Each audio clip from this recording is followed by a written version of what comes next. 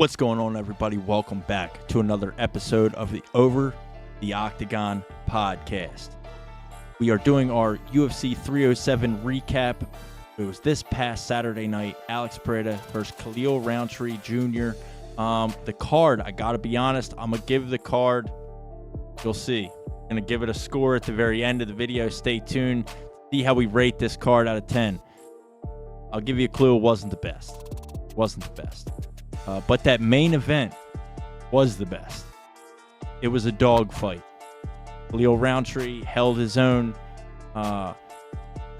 Alex again cemented himself as one of the best, potentially one of the greatest of all time now. Is he starting to crack into the top 5 of all time? I don't know, man. Let's talk about it. We're going to go down UFC 307. We're going to talk about every fight on the main card and get into some on the prelims. We're also going to talk about some of the issues that we saw come up during this event, some of the reffing issues, some of the judging issues. Lots to talk about. Let's get right into it. If you're not already, don't forget, subscribe to the YouTube channel, hit the thumbs up, like the video, share it with your friends. And if you're listening to this podcast on Apple Music, Spotify, Amazon, anywhere, turn on automatic downloads. Never miss another episode. Peace. Enjoy the video. Hey, pussy, are you still there? I actually admire that you can actually be this fake. And like when the TV comes on, how you can just change. You're the scum of the earth. You don't doubt you, miss, I couldn't do it. The odds that I couldn't do it. Look at me now.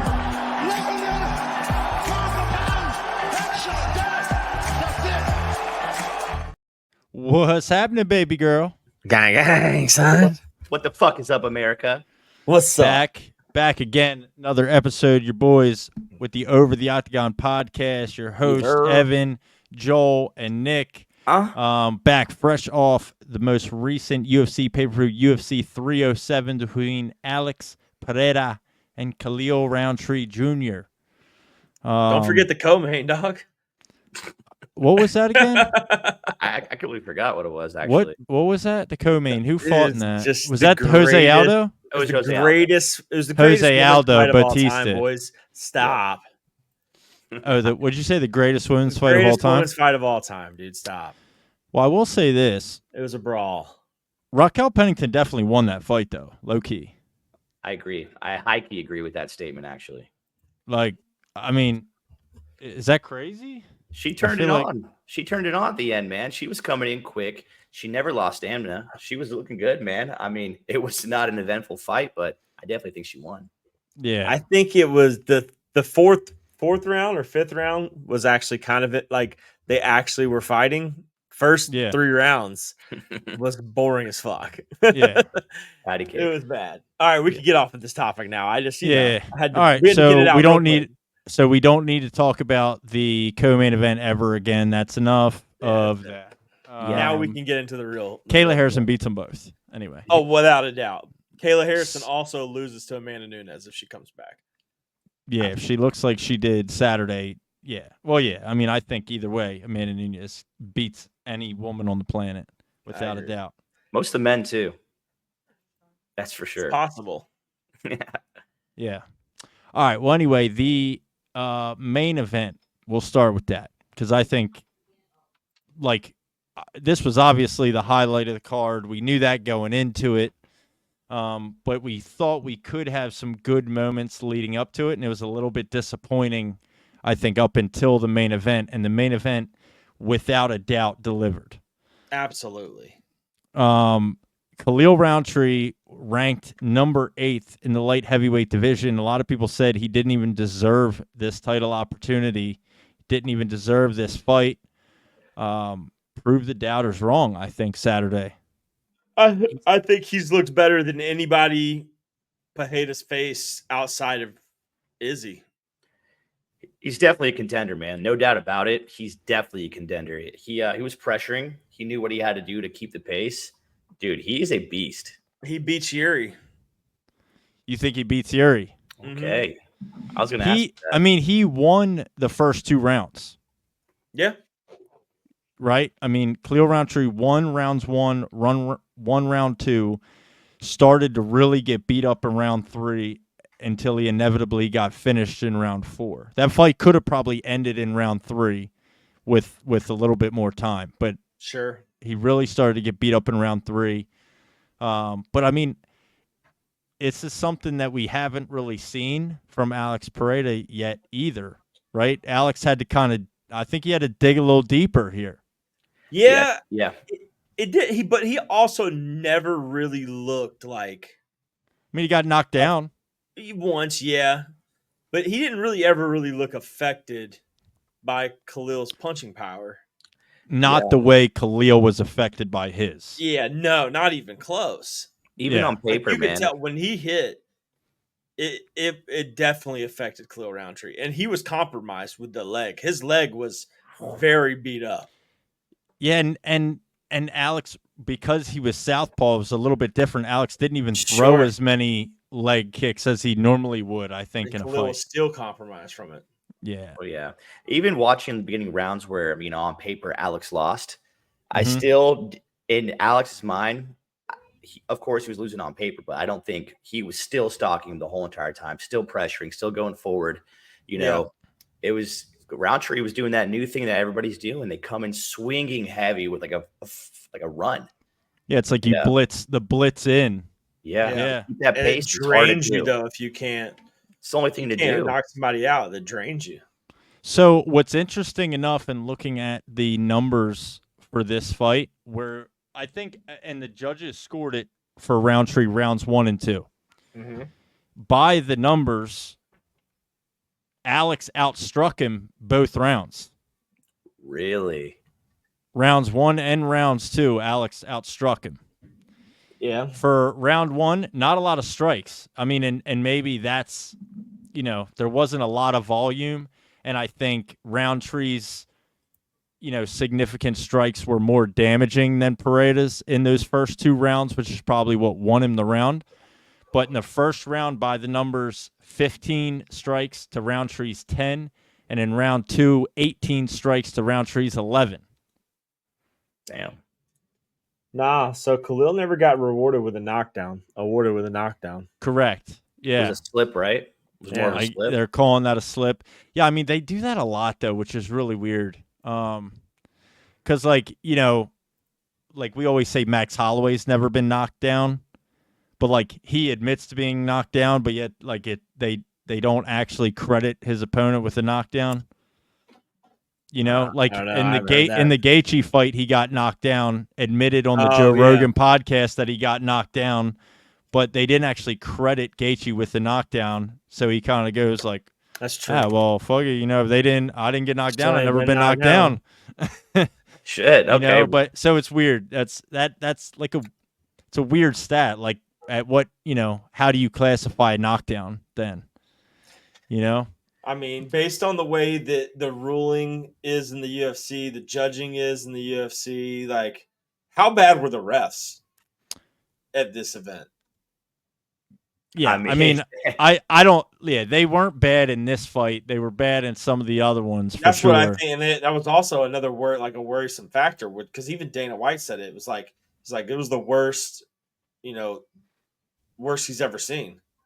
Yeah, it was really bad. I think I mean, I don't want to bounce all over the. I don't want to bounce all over the card. But yeah, I mean, a lot of questionable things, a lot of effective grappling and what each ref defines as effective grappling. Yeah. So Mario Batista is allowed to essentially just hold Jose Aldo against the fence and do absolutely no damage.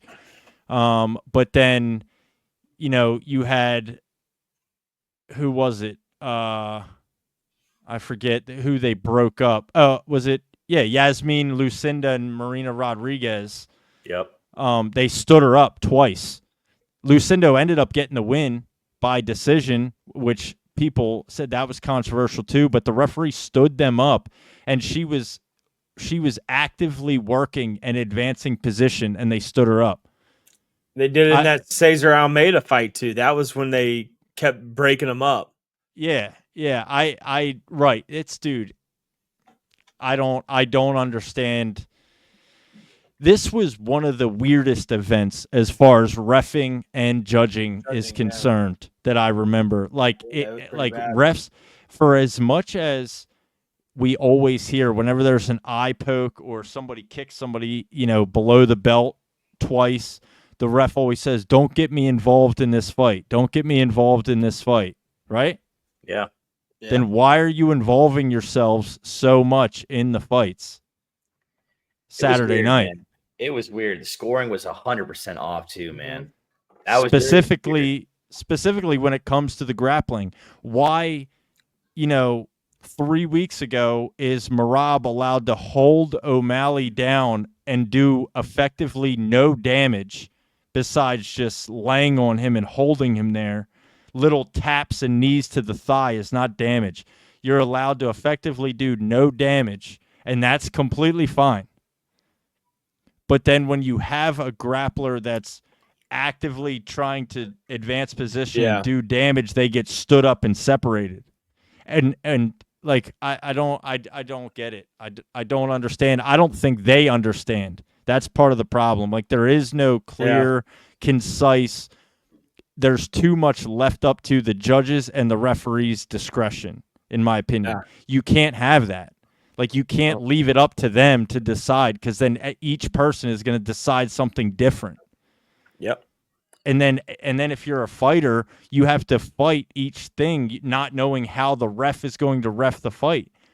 If you have a game plan going into something and then you get a referee that doesn't allow you to grapple and stands you up, I mean, like referees should not be inserting themselves into fights in that way. If you're not going to do it equally across the board, if you want to separate people, separate them all. If you want to let people lay on top of each other and knee the thigh, it has to be the same. But that's the way it has to be, dude. They don't do it in championship fights for some reason. No. I'm like, man, I would have begged for that in the Merab O'Malley fight. But it has to be that way. Otherwise, it's bullshit. Like, that's a big problem.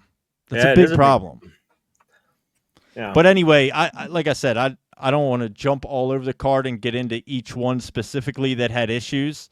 I want to keep it on the main event for a minute.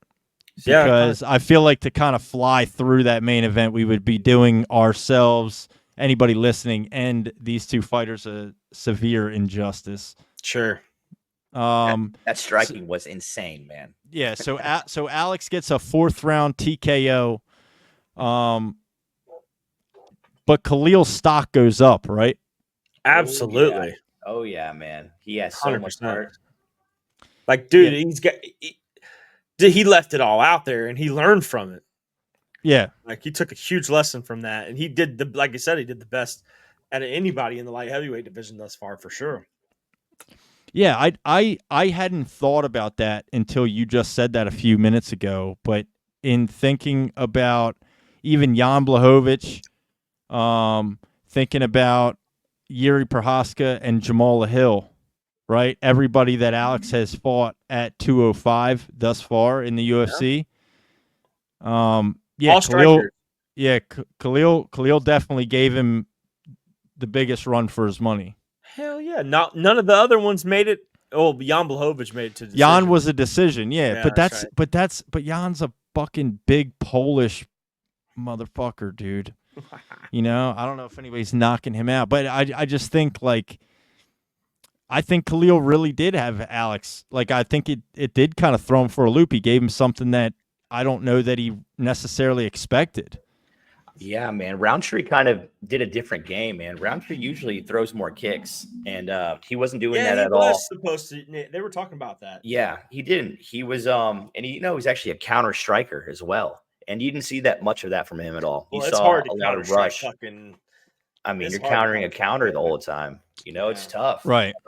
Seeing him do that, I was just like, all right, Alex is in his head. He has to go outside of his element and rush in the beginning. You can't keep up that pace the whole time. And it made me think, man, has Alex really fought someone like a Merab, like people like that who are takedown heavy? Have we seen that yet? And can Alex even handle that? No, we haven't seen it. And that's really seems to be everybody's biggest gripe, if there is one for him, is that he needs to fight an elite grappler. Yeah, but I also think as well, I think he's going to be one hard motherfucker to get down. I agree. I mean, he is just tall and he's strong as shit. So it's going to be hard to get him down. I agree. I mean, so like, this ain't Marab and like Sean O'Malley's a twig. Yeah, I agree. Magomed, was he like more? I know he has great striking as well. Yeah, would he do it? I mean, they he's say like he's more of a kickboxing a base, right? But you know, as like a Dagestani, I guess it's just assumed that he has good wrestling. I think he does have good wrestling. Yeah, you know? I think he does have good wrestling. Izzy got him down, I think, once. Yeah. I mean, I don't know. I don't. It's tough. It's tough to say. Bruno Silva. You know, he fought Bruno Silva. He won a decision. That was early in his career. I forgot about that fight. Yeah, that was his second UFC fight. Yeah. Alex's. I mean, you know, so I don't know. I mean, you're really kind of going back though to find, you know, he took him down twice, and he controlled him for 3 minutes, but had no submission attempts, and got outstruck 165-72. Damn. So now, obviously, Bruno Silva isn't like a top 2 contender the way Magomed is, but that's a grappler. You know what I mean? He shot 8 takedowns. He got him down twice. Magomed. Yeah, if Rakic beats Magomed, then I think Alex is. Do you believe Alex when he said he's going to take a little bit of time? Oh, a little bit of time for him is probably 4 months. Well, he kind of has to though. If you really set up the scenario, if Ankalaev wins, that's another probably 3 months. Okay, that's about 6 months. Ankalaev isn't gonna. Yeah, Ankalaev, they fight at UFC 310, which is in December. Exactly. So then, 2 months from now, and then Magomed ain't fighting 3 months after that. And then by then, does he do Ramadan? Yeah, probably. I'd say that's a good bet. Yeah, I don't know if he's Muslim or safe not. Bet. I would say that it's a pretty safe bet that he is. Yeah, and he's part of the Daggy, right? I mean, so you're looking at April potentially. So So, I mean, realistically, Alex could take 6 months. You might not see Alex again until April. I don't know if that's a good idea. I think he needs to stay on pace like he's doing, man. He's 37 years old. Yeah, I know. Dude. That's the thing, dude. In the second the older you get, if you slow down, that's when your body slows down. You got to keep going. Yeah. I think he takes a fight in fucking January. But against who? Tom Aspinall, baby. Let's see it. Make it happen. Oh, yeah. Dude, he says that he wants to stay at light heavyweight, but I just have a feeling, dude, the money's gonna come out of nowhere, and Dana's gonna pull some shit. Well, and I do find it interesting, and I think that this has to be considered when it comes to his remarks after the fight, talking about. You know, he asked Joe Rogan really wants him to fight heavyweight. He asked him about it every time. I know. Nobody's pushing for that harder inside the UFC than Joe Rogan is. He's got stock in it. Yeah. Did you know Joe loves that shit, dude? Yeah. So, but his answer was, no, like 205 is his weight class. He didn't have any interest in doing heavyweight. Didn't have any interest in going back down to 185. To fight Dricus du Plessis because he's going to fight Sean Strickland, who is now Alex Pereira's sparring partner, his words, and he doesn't want to get in the way of his friend Sean Strickland, which I think is an incredible thing. That's so cool. What a duo, man. Yeah, great duo. So he's going to stay at 205. So he says he's going to take a little bit of time off, but we found out after the fact that he had some complications and couldn't really train until he got to Salt Lake City. Like he had some injuries. He had, what else was it? Yes. Yeah, I just now heard about that like 2 hours ago. I don't know the full story, but there was a chance he was not going to fight, I heard. Yes. He did not start fully really his training camp until he came to Salt Lake City. So he trained for 2 weeks. That's crazy. Yeah. That just shows you how good he is. That's insane. Yeah, and then the other, but my point in even bringing that up is, rough camp, assuming a really rough camp, and then this fight is harder than any of his most recent fights have been, right? Like, he got touched. He didn't get touched against Yuri. He didn't get touched against Jamal Hill. Like, he got hit. He had swelling on his face. He got touched. He did, man. And, so it might just be in the moment, like, fuck, I'm tired. That was a hard fight. Shitty training camp. I'm taking some time off. I don't want to do heavyweight. You know what I mean? I don't know. Well, like, I wonder if his tune will change in a couple when John weeks, Jones retires. in a month. Yeah, if John Jones retires and they say and Dana says, fuck it, run it up. Vacant belt. Like, yeah, Tom Alex Pereira. Oh, Alex, that would be hard for Alex to say no. Vacant belt. I'd be So, I mean, that's what I'm saying. Belt, like, I got nothing to lose, man. Yeah, He would do it. I think if you give him a little bit of time, I don't even think a lot, a month tops, I think he rethinks that, and I think it's fine. If he gets all healed up, I don't know the extent of what the issues were this training camp. I know he was sick. I know there was some foot injury or something, ankle or something like that. Somebody please let me know in the comments or whatever. But I read about this, but I don't have the details in front of me. But so, yeah, I mean, I think you let that stuff kind of heal. I think he said what he said Saturday night because he was fresh off a hard 4-round fight against a tough fucking guy in Khalil Rountree. Rountree had a tough camp too. He had a fucking hole in his nose before he came out there, man. Yeah, so he got cut.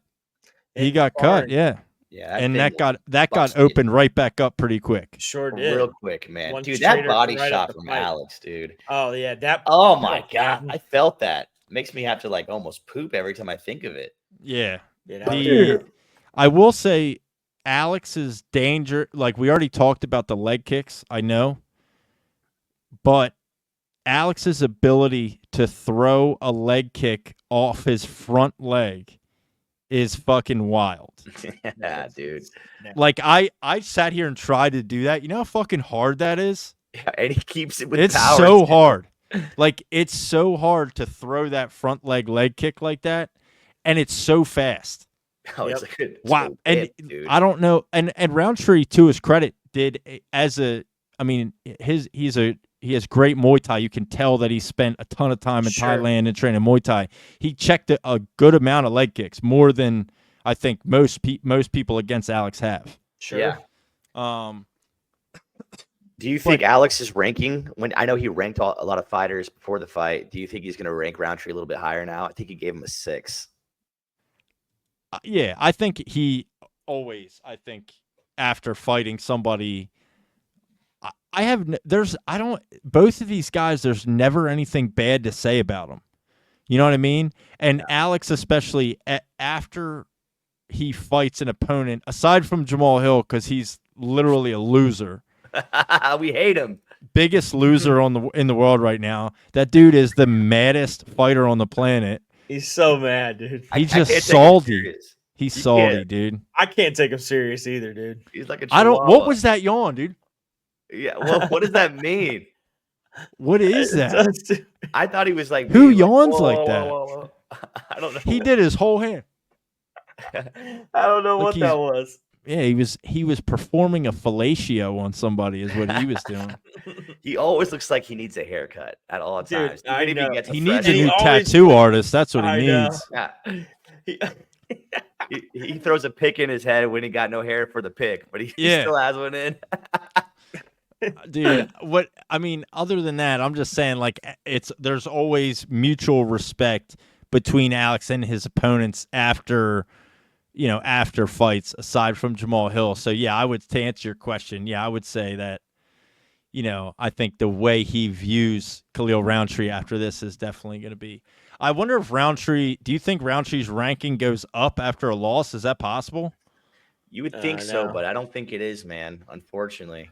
Nah, he'll stay at 8. Yeah. And then he'll fight Jamal Hill for yawning. Oh, dude, that would be great. They were supposed to fight. Yeah, they were. Yeah, they were. Yeah, and that got canceled. Run that shit back. Yeah, that'd be a great fight. Let's see. I agree. Then you'll see who's yawning then. I know. I hope it's Jamal Hill when he wakes up. Dude, he looks like he buys like a 4X shirt when he really should be a 2X, but his gut's so big that he has to wear the 4X so it'll cover it up. He throws up off 2 shots for sure. No He doubt. takes a shot of tequila and spits it back up. Start sweating. Girl, I love you. Yeah, all my homies ain't Jamal Hill. Yeah. Alex Pereira, Khalil Rountree. I mean, just solid, dude. That was the fight of the night. Both them guys got fight of the night bonus. Khalil Rountree handles a loss like a fucking stud too. Yeah, Complete class. You know, I mean, that dude's just a solid fucking person. Incredible story. You know, was depressed, 300 pounds, all this shit. Turns his life around, becomes a top 10 UFC fighter. You know, just an incredible life story. Fucks with Screamo. Yeah. He went. Yeah. He went on tour with his buddy's band. I don't know if you knew that. I saw a little bit. But yeah, his buddy was in a hardcore band or something, and he went on tour with his buddy's hardcore band because he didn't have anything else going on in his life. It's just crazy. So sick. Just crazy, dude. He has an incredible story. You know, perfect. I like, even if he would have won and beat Alex, as much as I love Alex, he might be my favorite fighter in the UFC right now. I would have been so happy for Khalil had he had gotten the W. Dude, yeah. I mean, I think it's cool that Khalil trained in Thailand. I learned that night. That's where he met his wife. Yeah. Jeez. He met his wife in Thailand. Oh, you know she's bad. Yeah, so I'm pretty sure they are they came back here during COVID too, and then but I think like his plan is to not live in Thailand, but what did he say? Be 4 to 5 hours away from Thailand. So he can get to Thailand in 4 to 5 hours, whatever that means. He has somewhere, I'm sure, in mind where he's gonna buy a house. Found a place, yeah, and live. Because that was way too specific when I heard him say that. But either way, just awesome. Both of these fighters, dude. This one was for the fans. The fans won. You know what I mean? Both these guys, their stocks go up. If Alex's could even more, if it could even go up any higher, it definitely did after that. 3 title defenses in under a year. It's freaking crazy. He has Oof. He has the same amount of title defenses. What did I send you earlier, Joel? Let me see. Let me pull this up so I don't fuck it up, because I would definitely fuck it up. What happened? Right, dude, is it safe to say he's the face of the UFC currently? Yeah. Yeah, I would say that's easy. So he has the same amount of title defenses as Islam Makhachev, Daniel Cormier, Aljamain Sterling, Frankie Edgar, Benson Henderson, Chris Weidman, Khabib Nurmagomedov. This one I think is really interesting. Stipe Miocic. Yeah. If Stipe Miocic is the greatest heavyweight of all time with 3 title defenses, what does that make Alex Pereira? The greatest light heavyweight of all time. Well, John Jones exists. Yeah, I know.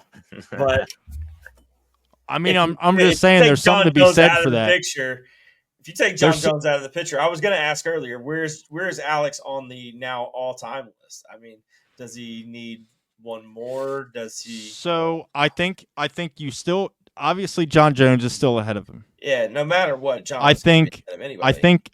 Anderson Silva's ahead of him. I think GSP's ahead of him. I think Mighty Mouse is ahead of him. This is the same thing. We always talk about this conversation. It always gets kind of weird at 5. 5 is the weird one. 5 and 6. But I think he's without a doubt top 10. I think just because of his productivity. He has not even been in the UFC for 3 whole years. He's a 2-division champion with 3 title defenses at light heavyweight. That's crazy. He has the same amount of title defenses as Khabib Nurmagomedov, which people think is one of the greatest of all time. You know, and he's done it in under a year. Like that level of activity speaks to his legacy, and I think there is a serious argument to be made that Alex Pereira could take that top 5 spot. Oh, hell yeah. I think you could argue it. I mean, you could definitely argue that point, and He's you getting there for sure. I think, you give him a couple more, he ends like if he gets another title defense, right? And then you have, more than BJ Penn, Max Holloway, Stipe, Khabib, Chris Weidman, Ben, like all those guys I just mentioned, you have more title defenses than all of them. If you get another one, you're tied with Izzy. Yeah. If you get another one, you're tied with Usman. You're tied with, Joanna Jacek. I mean, you're in the all-time greats, in my opinion. And then to do it in the amount of time that he's done it in, Sure. I think propels him into the top 5. Oh yeah, I think also him doing it in 2 different weight classes is a big advantage for him. And he's 2 division champ.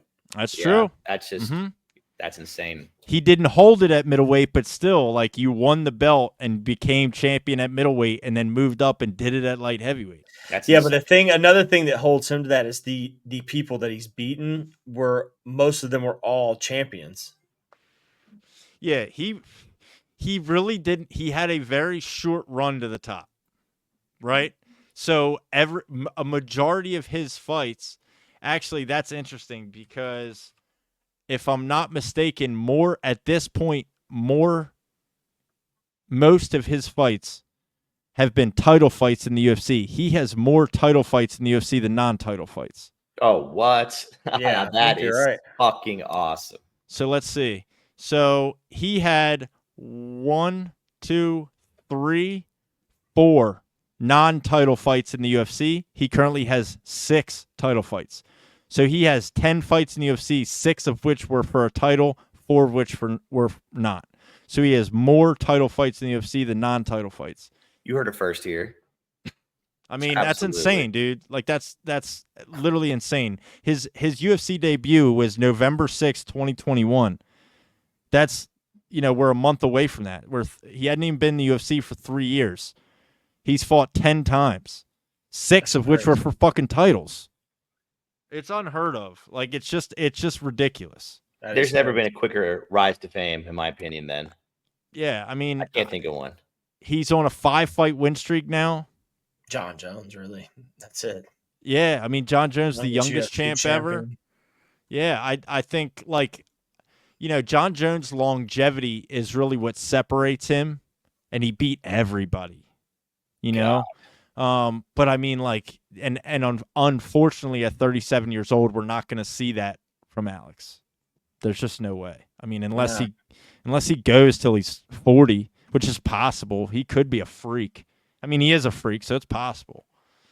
But we really, this last year specifically, I mean, he is the fighter of 2024, and it's not even a question. Nobody even comes close. You headline UFC 300. You fight literally 2 months later again, and then you fight save that card. Yeah, save that card. That was McGregor, supposed to be McGregor Chandler. McGregor, who talked shit on Kevin Holland for a broken rib, who conveniently pulled out for a fucking pinky toe. So you save International Fight Week because McGregor hurt his pinky toe. Right? You get another knockout under your belt at the end of June, and then you turn around, 3 months later, 3.5 months later, and do it again. I mean, it's just like, it's insane, man. He's unreal, bro. It's absolutely insane. That man needs to be studied. Kickboxing may now be okay, we lost him. Yeah, I mean, I'm just wondering, watching Alex Pereira, is kickboxing now the new best base for MMA? The way he does it, fuck yeah. Yeah, just do it the way he does it, dude. Yeah, just stalk and throw 30 calf kicks, wear them out, and then fuck up their face. Yeah. The That's how way you he do it. closes the distance and seems to somehow always get his opponent up against the cage, but it's not quick. It's like this slow stalking, cuts off the octagon. Like he almost just Yep. backs you into this corner, and then you're there. You're like, fuck, how did I get here? Yeah. And then it's boom, boom, boom, and you're dead on the floor like, fuck, what happened? It's the same speed he does when he like walks into the arena. The don't, Yeah. don't, and it Yeah. finally just comes out. Greatest walkout of all time. Yeah, it's up there. Best that- stare. Well, so It's the I best was gonna stare down of all time. So I was gonna say the stare down has to be included. Just his aura in general, the walkout. The music is frightening. The walkout is terrifying. And the stare down would make me sick. Like I would literally throw up in the octagon, I think. If I was on the other side and I'm looking across like no fucking way. Like no way. My lip would be like I'd only be like like, Yeah. Yeah, like, fucking what quivering. the did I get myself into? Yeah, I made mistakes were made. Yeah. Mistakes were definitely made. I shouldn't have agreed to this. I'd shit my pants. But- I just look at him and just rip. Let's go through the rest of the card a little bit because there are some talking points. Jose Aldo, Mario Batista. Obviously, we kind of touched on this already with the reffing and the judging. I mean, you know, I Aldo don't won that fight. understand. I don't know that I understand how you just score failed takedowns as points. I don't get it. He was 0 for 10 for takedowns And won. and won the fight. I'm just nervous, man. I really hope that Aldo losing doesn't overshadow how good of a performance he had. He looks is good. He looks good, but we're not going to remember that. Yeah, it's We will. right. We will, but man, I hope people do because he looked great. He won that fight. I In agree. He my should have opinion, won. he did. And dude, for his age, seeing a legend come back and do what he did was so cool to watch. But the judges Yeah. fucking suck cock. Yeah, I mean, I think we're just like we have to stop. We need to be clear. This is what I already mentioned earlier, and we have to be clear on what the judging is, what the scoring criteria is. Like this is where open scoring would be beneficial, not necessarily, you know, for the fighter, like, you know, knowing in between rounds, but like there needs to be transparency. Like, Yeah. how do you? He's 0 for 10 for takedowns. You give him points because he tried. Like I don't understand it. That should go against him. If you're Absolutely. making someone defend your takedowns and then they successfully defend the takedown, that should score them points, if anything. Like I I agree. don't That's an awesome rule. I don't understand. There needs to And be it something almost more kinda clear like- and concise across the board. It'll make you think to take a stupid takedown too. It's like because if you know that it's going to be counted against you if you don't succeed to do it, it's going to make you rethink it and then give more action. How Yeah. many would you allow before points get deducted? I don't think it's before points get deducted. I think it's just like if Mario Batista shoots a takedown and Aldo stuffs it, that's a positive for Aldo. If he's 0 for 10, if he shot 10 takedowns and didn't get him down once, you know what I mean? Those are all positives. Like him just holding Aldo against the cage, attempting 10 takedowns can't be a positive for Mario Batista because he controlled him up against the fence. That's bullshit. Yeah.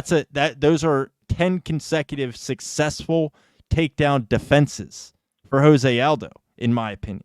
Yeah. You can't score that in a positive light for Mario Batista. That's insane. It makes no sense. I feel like you could gain a point if you stuff 5 in a row.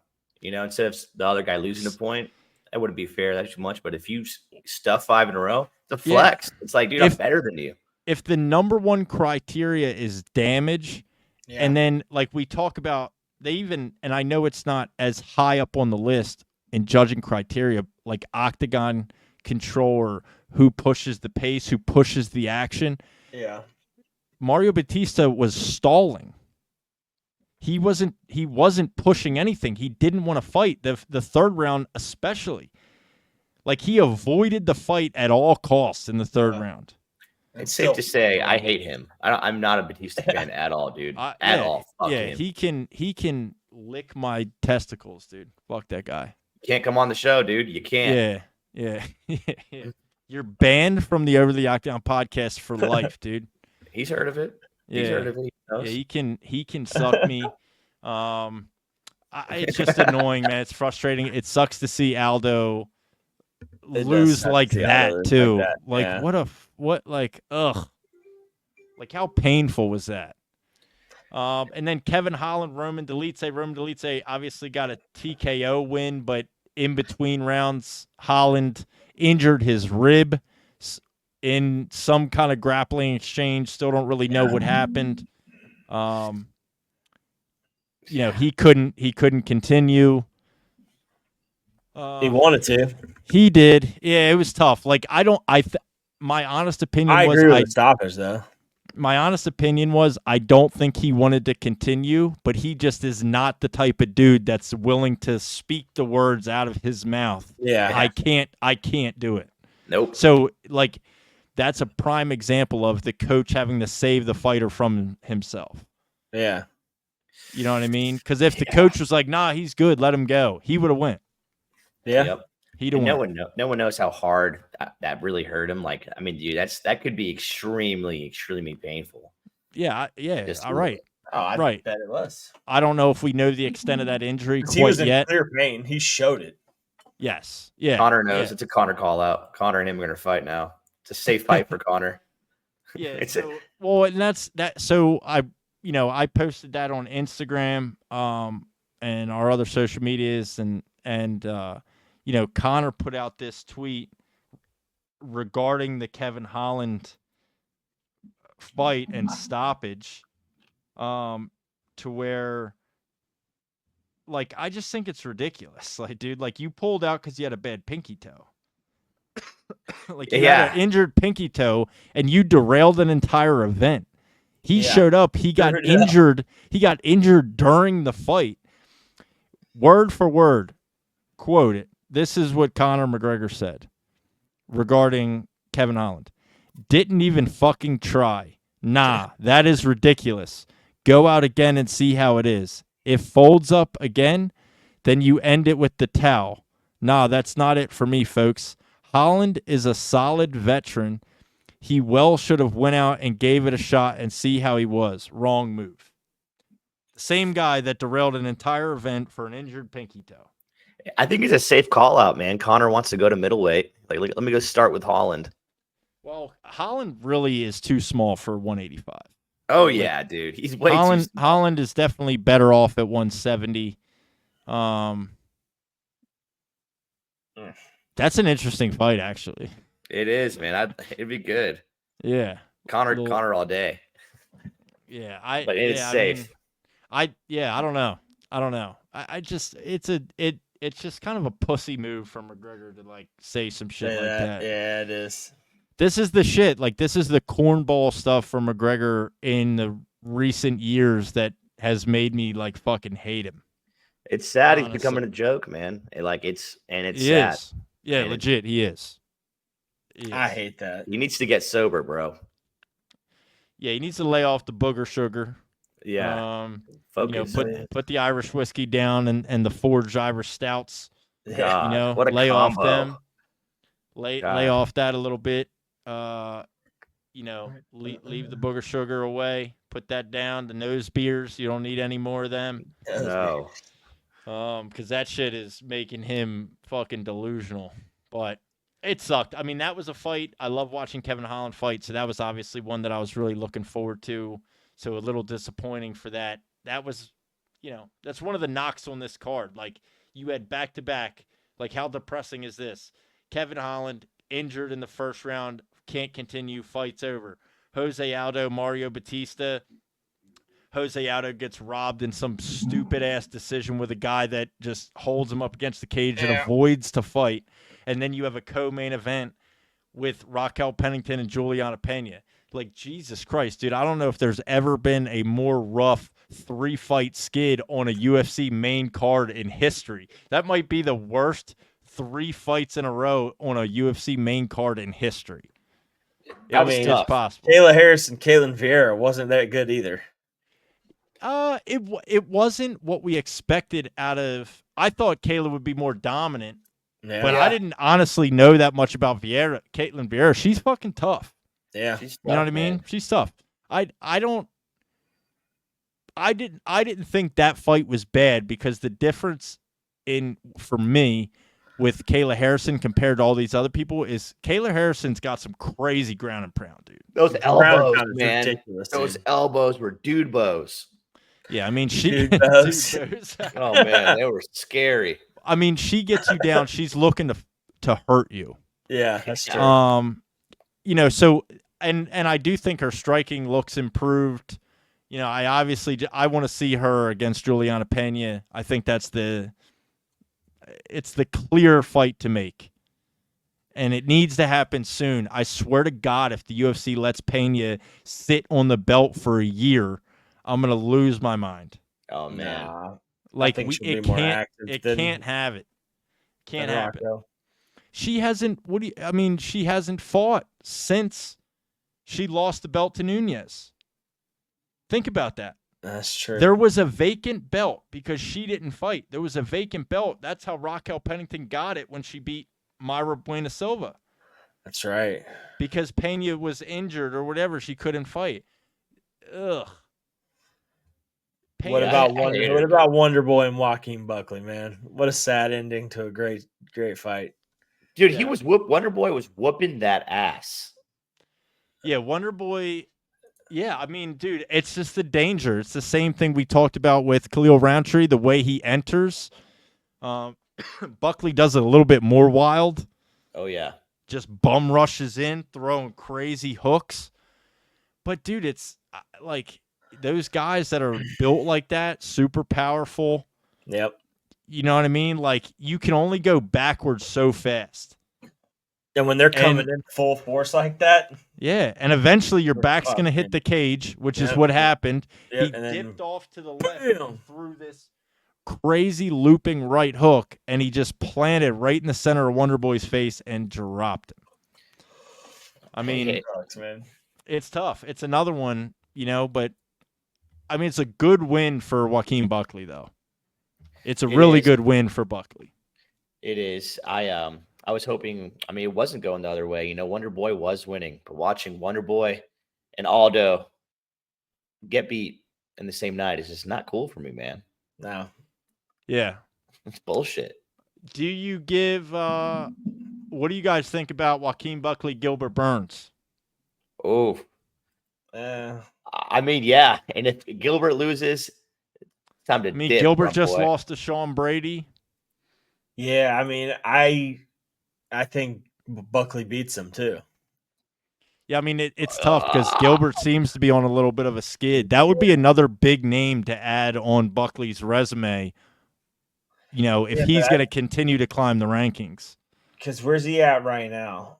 Now he's 11th, but Wonder Boy was 9. So assume that Buckley. I think you do Buckley, Colby Covington. that'd be an entertaining fight. If Colby even fights, like I don't even know. I think that's what you do, or you just feed him straight to the shark and go, "Here's Jack Della Maddalena." Well, it's interesting, yeah. I mean, it's just a big jump. You want to see how tough you are? There you go. Right, let's find out. Yeah, I mean, we're looking at, you know, that could potentially be a title eliminator too. I mean, I guess you got a lot of guys there, though. You got a lot of guys there. You know, you got a lot of guys in that like Shavkat needs to fight Bilal, may fight Leon. To be honest, Ian Gary in there too. Ian Gary's making a run. Yeah, Ian Gary, Leon. I don't know if you guys saw, but Leon Edwards came out and said he wants another fight. He wants another fight before the end of the year. Stop playing with me. Put him on UFC 209. Let's go. 309 at MSG. 309 at MSG. Oh, let's see fucking Leon Jack Della at MSG. Holy fuck! It needs it It needs a big name, How like sick another would big that name. be? That would be incredible. I would love to see Leon. That would be Yeah, awesome. Me too. Yeah, that'd be awesome. But yeah, either Leon at 309 or UFC 310 in December, I think. But that one's already kind of stacked, 310. Like, they don't need him on 310. No, we need him on 309. Yeah, but that's less than a month, man. That's true. That's something short. Well, no, it's not less than. It's a little bit over a month away. So, I don't know. I think it's less likely that he gets a fight before the end of the year. Unless it's a fight night. If you stick him in a fucking fight night. But Jesus. No way. That would be a There's shame. no way. No. I don't know. Don't do yeah. it. Don't He's a accept former that. champion. He just lost a belt. It would be crazy. He's So- not going to a fight night, bro. It's the only opportunity I legitimately see him getting a fight before the end of the year. What's the last card of the year? It's in December, so UFC 310. But UFC 310 is honestly already pretty stacked up. So it'd be hard to, honestly, it'd be hard to justify him on UFC 310. Like, I don't even know if that'd be possible. Technically, there is no main event for UFC 310. Uh-oh. It's going to be Shavkat Bilal. That would, yeah, I hope. So right now it's Cyril Gane, Alexander Volkov, Movsar Evloev, Aljamain Sterling. There's definitely been more announced than this. Anthony Smith, Dominic Reyes. That was on 309, so they moved that. Because I just seen that on 309. Wait, so I thought they had UFC 310's paper or main event. Yeah, it's not on the UFC's website. So I don't know. We'll have to figure that out. We'll have to figure that out. But yeah, I mean, so let's just wrap up with our UFC 307 recap. I give this, I'll be honest, man, I give this card like a 5. It's fair. That's fair enough, man. That's high too. Like, I honestly want to say 4 out of 10. Yep. I mean, just if it wasn't for the main event, it would have. Yeah, if it wasn't for the main event, what would you rate it? A 2. Yeah. 2. Honestly, if that, I'd have been pissed. If it was Bilal Muhammad Leon Edwards main event, I may never watch UFC again. No, yeah, that would be shit. Something would have to change immediately. You know what I mean? I agree. Yeah, because other than that, just a couple quick things real quick. Carla Esparza loses to Tisha Pennington. She retires. Me and Joel kind of talked about her career a little bit Saturday night when we were watching the event. First ever women's strawweight champion, 2-time women's strawweight champion. Great career. Yeah. She's fought a lot of people. She deserved the video, the going out, the whole thing. So good for her. Wish her the best. Ryan Spann. I don't know where the fuck this version of Ryan Spann has been. He retired him, bro. He was cut today. OSP was cut today. Yeah. Okay. Well, there you go. So Ryan Spann got a performance of the night bonus, which I think was deserved. Yeah. Because he ran through Ovince St. Preux. I mean, that was an awesome performance from him. And it just shows, like, he definitely has the athletic ability and physical ability and the skill to be good. He's just wildly inconsistent. And when he looks bad, he looks fucking terrible. Yeah. But if he can, and he said, he's like, I'm going to be more consistent. I'm going to clean it, whatever. So I hope we see that. He was fighting like high-ranked light heavyweights like 3 fights ago. Yeah, and then he looks like shit. He got knocked out by Johnny Walker, I think, or somebody knocked him out. Dude, it's just insane. And that was it. I think he has the potential. If he can just figure it out and clean it up, he definitely has the potential. So, if you lose to Johnny Walker, dude, you suck. Johnny Walker is the most awkward MMA fighter on the planet. So, but that's all I really have for that. I just wanted to kind of outline Carla Esparza retirement. pioneer women's strawweight division, one of the pioneers in the women's MMA in the UFC. So, shout out to her. Definitely Fantastic better career. than Nina Carano. Gina Carano. Gina Carano, absolutely. Ryan Spann, Definitely performance of the better. night bonus. Joaquin Buckley, performance of the night bonus. And the main event, Alex Pereira, Khalil Rountree, was the fight of the night. So not a lot of bonuses, which is deserved because nobody really deserved bonuses. Nope. No. Pay cuts. Aside from those people. Pay cuts. Yeah. Cut Mario Batista. Scrap the entire women's bantamweight division. Give Khalil Rountree whatever he wants. Oh, yeah. Agree. Fuck a loss. Give Jose Aldo a title shot at bantamweight. Who cares? He's the king. Yeah. Just give Kayla Harrison the belt. We don't want to watch the fight. No, we don't want to watch the fight. Just give her the belt. Just do the fight based on a poll. Whoever wins the poll gets the belt. But other than that, that's all we have for UFC 307. This Saturday, obviously, we have a fight night between Brandon Royval and Tatsui Taira, which should be the flyweight title eliminator. So winner of this, I would imagine, would fight Pantoja next. So that's super interesting. I got fucking Taira. Me too. Tyra I got Taira all day, dude. Yeah, Taira, 100%.